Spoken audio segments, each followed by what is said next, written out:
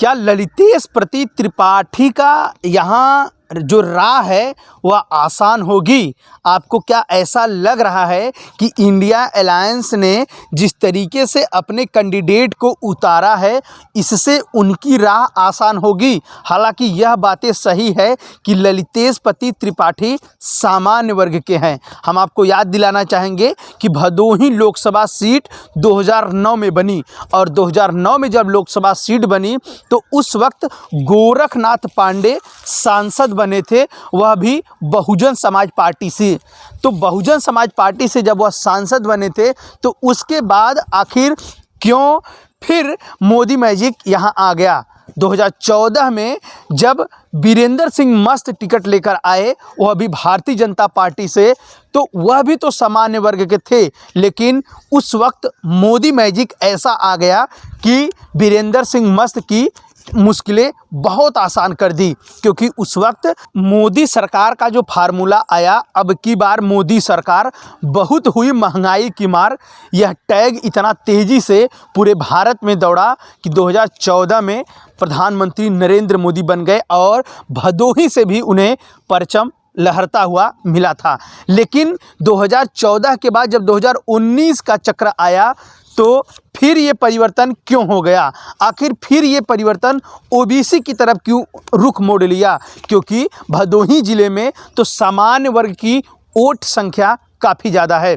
याद दिलाना चाहेंगे कि लगभग 3,15,000 से ज़्यादा वोट संख्या यहाँ पर है। बिंद समुदाय का लगभग 2,90,000 वोट संख्या, इससे ज़्यादा आकलन किया जा रहा है। दलित समुदाय की वोट की बात करेंगे तो 2,60,000 से ज़्यादा आकलन किया गया है।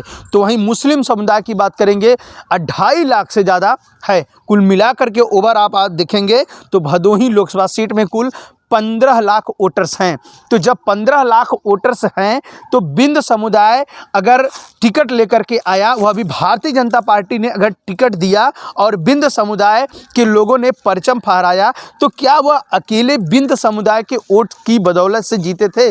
नहीं, ऐसा बिल्कुल नहीं है।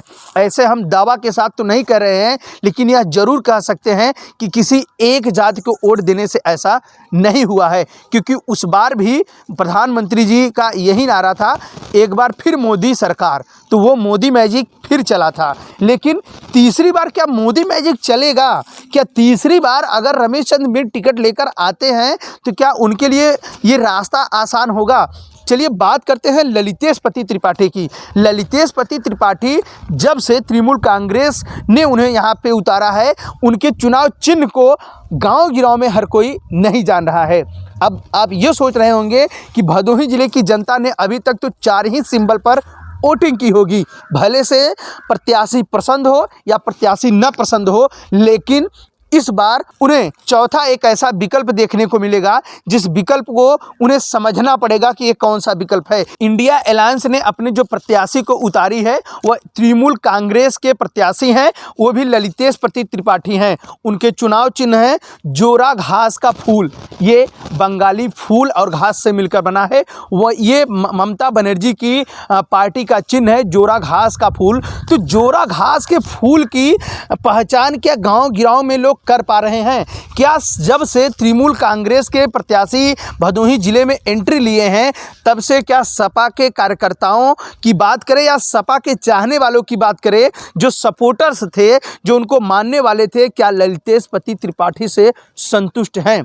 क्या ललितेश प्रति त्रिपाठी भदोही की बड़े बड़े मुद्दों को अपने हाथों पे लेकर चलेंगे? इस जलती हुई अंगारों पे उन्हें चलने का शौक है। जिस जलती हुई अंगारों में भदोही जिले में सफाई कर्मी का मुद्दा है, वह इसके साथ साथ कई पक्के पुल का मुद्दा है। भले से भारतीय जनता पार्टी ये बात कह चुकी हो कि यहाँ यह कार्य होगा, लेकिन अभी वह धरातली देखने को नहीं मिला है। तो क्या इन सब मुद्दों को लेकर के आप कह लीजिए या ये भी कह लीजिए कि इन जलते हुए आग को हथेली पर लेकर ललितेश प्रति त्रिपाठी चल पाएंगे? ललितेश प्रति त्रिपाठी के चुनाव चिन्ह को लेकर गांव गिराव में आखिर विभिन्न प्रकार की चर्चाएं क्यों चल रही हैं। ललितेश पति त्रिपाठी की जो चुनाव चिन्ह है वो लगातार लोग समझ नहीं पा रहे हैं। चलिए बात करते हैं भारतीय जनता पार्टी की। भारतीय जनता पार्टी ने अभी तक पत्ते नहीं खुले हैं, तो वहीं बहुजन समाज पार्टी ने भी दबे मुंह अभी प्रश्न का जवाब खोज रही है। तो क्या बहुजन समाज पार्टी या ऐसे प्रत्याशियों की चेहरे की तलाश कर रही है जिसका चेहरा हर कोई पसंद करे? क्योंकि इंडिया अलायंस ने जिस प्रत्याशी को उतारा है और जिस पार्टी से भदोही लोकसभा सीट पर चुनाव इंडिया अलायंस लड़ रही है, उसके लिए तो यह रास्ता आसान नहीं होने वाला है। बात अब आती है कि भारतीय जनता पार्टी की। तो क्या भारतीय जनता पार्टी ऐसे लोगों को उतारेगी जिनके वोट बैंक ज़्यादा हैं, या फिर वो हर समुदाय को देख करके किसी ऐसे व्यक्ति को उतारेगी कि जो इस ज़िले में अपनी छवि को पहले से मानता हो, या फिर किसी बाहरी व्यक्ति को उतार करके अपने इस हैट्रिक को पूरा कर पाएगी? हैट्रिक पूरा कर पाना आसान नहीं होगा, क्योंकि इस बार जनता बदलते मूड में दिख रही है। बहरहाल कुछ भी हो, यह खबर देख के आपको कैसा लगा? ललितेश पति त्रिपाठी की राह मुश्किल है या आसान है? अगर भारतीय जनता पार्टी यही की उतारती है तो इसके लिए कर क्या रहा है? अगर भारतीय जनता पार्टी जिसकी वोट ज़्यादा है अगर उसको उतारती है तो उसको लेकर आपकी क्या राय है? इस खबर को देखकर आपकी क्या राय है? इस खबर को अगर आपकी जो भी राय है वो आप सादर पूर्वक विनम्रता से आप हमें कमेंट बॉक्स में जवाब दे सकते हैं। खबर अच्छी लगी हो तो चैनल को सब्सक्राइब करें।